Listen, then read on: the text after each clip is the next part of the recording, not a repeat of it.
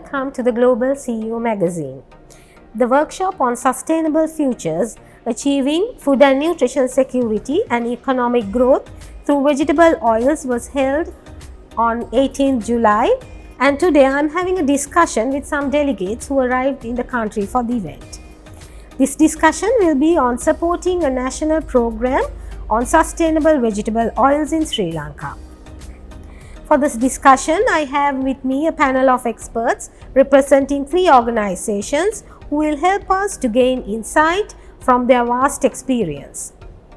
First, I have Dr. Suresh Motwani from Solidaridad, a 50-year-old Dutch entity that introduced fair trade and regenerative agriculture to the world, among other sustainability certifications. Dr. Motwani, an international expert in sustainable agriculture, he is the head of vegetable oils program in Asia for Solidaridad, currently running programs in India, Bangladesh, Nepal and other countries covering 2 million farmers. Dr. Suresh, first I would like to ask you, now India being one of the biggest importers of edible oils and producing different varieties of oil, has embarked on a palm oil mission. Could you please enlighten us on that? Sure. Since all of us know very well, India is dependent on the other countries for the edible oil requirement. We are almost 60 to 70% importing from the other countries. Since we have the potential in India to grow the oil palm on the big level, we are all aware the oil palm can be the one of the better solution for any other edible oil crop. So we are promoting this oil palm in the different states in India, including Northeast India and the southern part of India. We see a lot of the farmers are already encouraging, they are motivated enough to grow the oil palm. Government allows the special mission for the oil palm to support the initial systems with the farmers. This oil palm need the initial investment from the farming community through different way of the subsidies and encouraging the private business partners. We are activating this oil palm mission and we are seeing, we are hopeful by next couple of years we will fulfill some sort of our requirement through the oil palm plantation in India. How would Solidaridad look at the overall sustainability of the vegetable oil sector? See, when you talk about the vegetables oil or the edible oils, there is a different segment of the oils available. It's not only about the one oil, talking about the oil palm or the soybean, for the groundnut, for the sunflower, for the sesame. We have the varieties of the oil available and we see around 9 to 10 different major oils are available, especially in the Asian countries.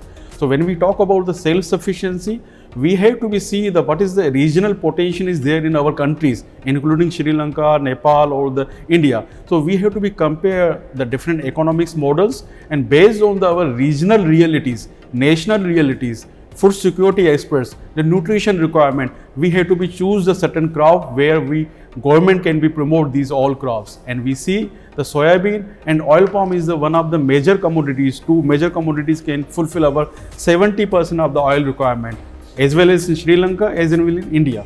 So we propose as a government, we have to be analyze what are the potential for the different crops. We should choose in for Sri Lanka. We have the great potential for the oil palm. We have the great potential for the soybean to support the farmers and the communities here to fulfill the requirement. Why is palm oil the best option to fulfill the vegetable oil requirement and how it is different from other oils? You see, the oil palm can grow very well productivity. Oil palm can provide the 5, 6, 7 times more oil from the per acreage of the land compared to other crops like soybean, groundnut and sunflower. And this is the most economical crop on the farmer's point of view.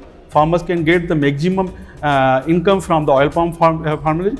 And in another way, you can see if you need to grow these type of oil, if you require the 100 kg of oil from the per acreage of land, the oil palm lays less land requirement, 5 or 6 times less land requirement compared to any other crop. So we have the restrictions on the land, we have the limited land available. So oil palm is one of the best solution to be adopted. In other countries, we see that palm is mostly grown by smallholders, but in Sri Lanka, it is by plantation companies. What are your views on this? How can we make the smallholders benefit from this? See, the smallholders are key for any nation. We know, especially in the Asian countries, including India, Sri Lanka, Nepal, Indonesia, we are having the 75 to 80% of the smallholder farmers. And oil palm can be best option for the smallholder farmers. They can get the continuously income for 20, 25 or 30 years from the per acreage of land. Also, the smallholders can be justified with their all livelihood. Government need to be prioritize the different aspect of the smallholders well-being. So the oil palm one of the best options to be support with the even the all countries like Thailand, they have the 90% of the smallholder farmers. In Indonesia, India, we have the 100% smallholder farmers. So it is good to be promote the smallholder for the long-term sustainability, not only for the oil requirement, also for the betterment livelihood of the smallholder farmers in the country. The Ministry of Agriculture, Plantations Industries in Sri Lanka is in the process of formulating strategies for regenerative agriculture processes. As an organization that pioneered regenerative agriculture, how can you support and promote these efforts? Regenerative farming system is something that each and every country need to be promote.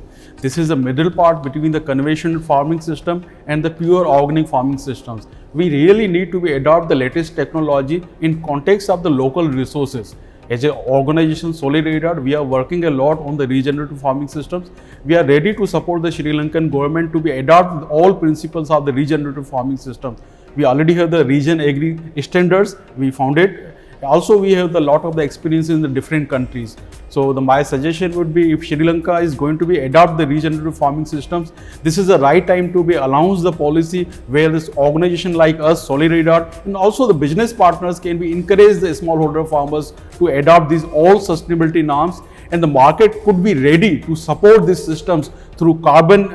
Also, the carbon agenda is one of the prime agenda. We have to be support through regenerative farming system. Thank you. Dr. Suresh, I would like to ask whether you have any closing remarks for this discussion. We are hearing from the lot of the times Sri Lanka is going to be remove the ban of the oil palm plantations. My suggestion would be it will be the good time to be remove this ban. Oil palm is the only options available for the countries like India and Sri Lanka to fulfill our oil requirement. This can be the quite beneficial for the smallholder farmers here. Also can be stabilize the industry here in the Sri Lanka. So my suggestion would be to remove the ban on the oil palm plantation. Thank you, Dr. Suresh, for spending time with us and sharing your expertise on this subject. Thank you very much. Thank you. Welcome.